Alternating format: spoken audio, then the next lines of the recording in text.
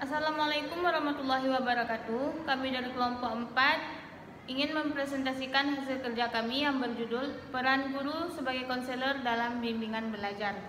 Kami beranggotakan 3 orang dengan saya sendiri, Saifah Munira Iniatillah, dengan saya Safna Suada MR, dan saya Selvia Ramli.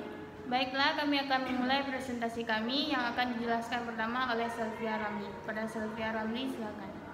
Baik, di sini saya akan menjelaskan tentang bimbingan belajar. Jadi yang pertama adalah bimbingan belajar adalah sebuah bidang pelayanan yang memberi bantuan terhadap anak untuk mengembangkan dan meningkatkan kemampuan belajarnya. Bidang tersebut mempunyai tujuan untuk membantu peserta didik dalam mengembangkan diri, sikap, dan kebiasaan terhadap belajar yang baik serta menguasai pengetahuan dan keterampilan yang sesuai dengan program belajar di sekolah. Bimbingan belajar bisa juga disebut dengan bimbel. Kata bimbel sendiri itu diambil dari kata guide yang berarti menunjukkan jalan atau memimpin dan juga menuntut. Kemudian sedangkan belajar adalah suatu proses usaha yang dilakukan seseorang untuk memperoleh sesuatu perubahan tingkah laku yang baru secara keseluruhan. Selanjutnya, adapun tujuan bimbingan dari bimbingan konseling ini dalam aspek belajar, yang pertama adalah memiliki sikap dan kebiasaan belajar yang positif.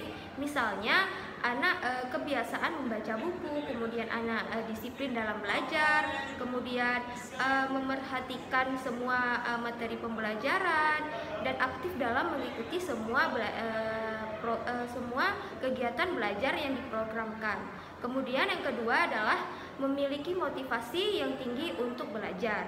Yang ketiga, memiliki keterampilan dan teknik belajar yang efektif seperti keterampilan membaca buku, menggunakan kamus, mencatat pelajaran, dan mempersiapkan diri untuk ujian. Yang keempat adalah memiliki keterampilan untuk menetapkan tujuan dan perencanaan pendidikan seperti membuat jadwal pelajaran, kemudian mengerjakan tugas-tugas, kemudian menetapkan diri dalam memperdalam pembelajaran tertentu. Baik, selanjutnya akan dijelaskan oleh pemateri yang kedua. Baik, di sini saya akan menjelaskan bagian tentang peranan guru dalam bimbingan belajar.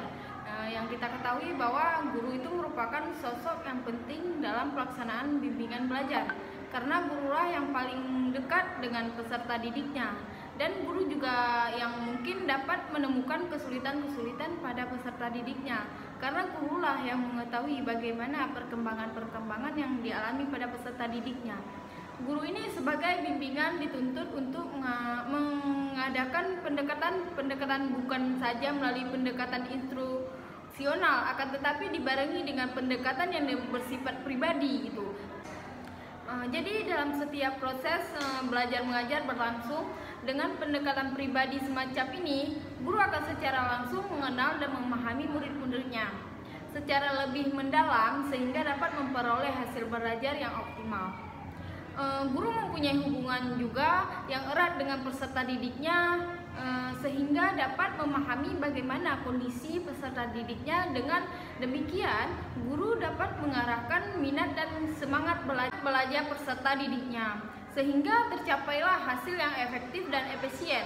Oleh sebab itu, guru yang dapat dijadikan kunci utama dalam proses bimbingan belajar, maka dari itu guru sebagai bimbing dituntut untuk memilih kemampuan untuk merencanakan kegiatan belajar mengajar secara efektif dan mengelola seluruh proses kegiatan belajar mengajar sehingga peserta didik dapat belajar dengan efektif dan efisien.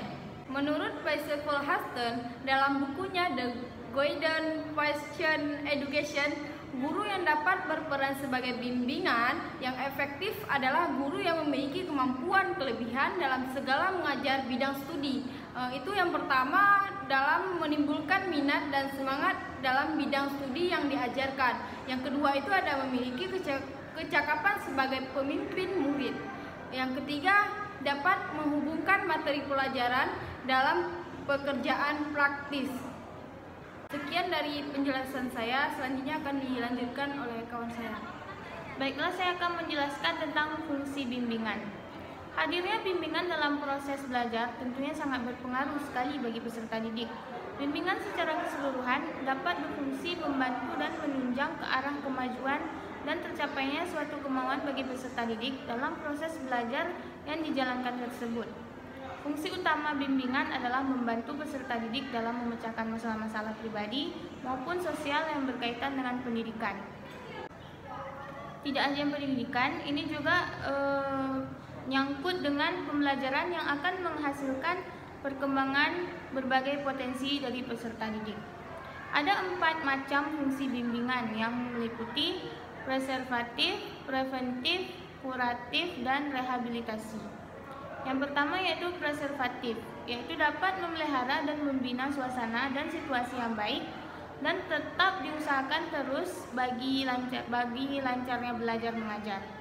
Yang kedua yaitu ada preventif, yaitu dapat mencegah sebelum terjadinya masalah. Yang ketiga itu ada rehabilitasi, yaitu mengusahakan penyembuhan pembentukan dalam mengatasi masalah. Yang kuratif itu yaitu mengadakan tindak lanjut secara penempatan sesudah diadakan treatment yang memadai. Jadi dapat disimpulkan bahwa fungsi bimbingan adalah memelihara sesuatu yang baik yang ada pada diri individu agar dapat mengembangkan potensi yang dimilikinya pada kegiatan belajar dan mengajar.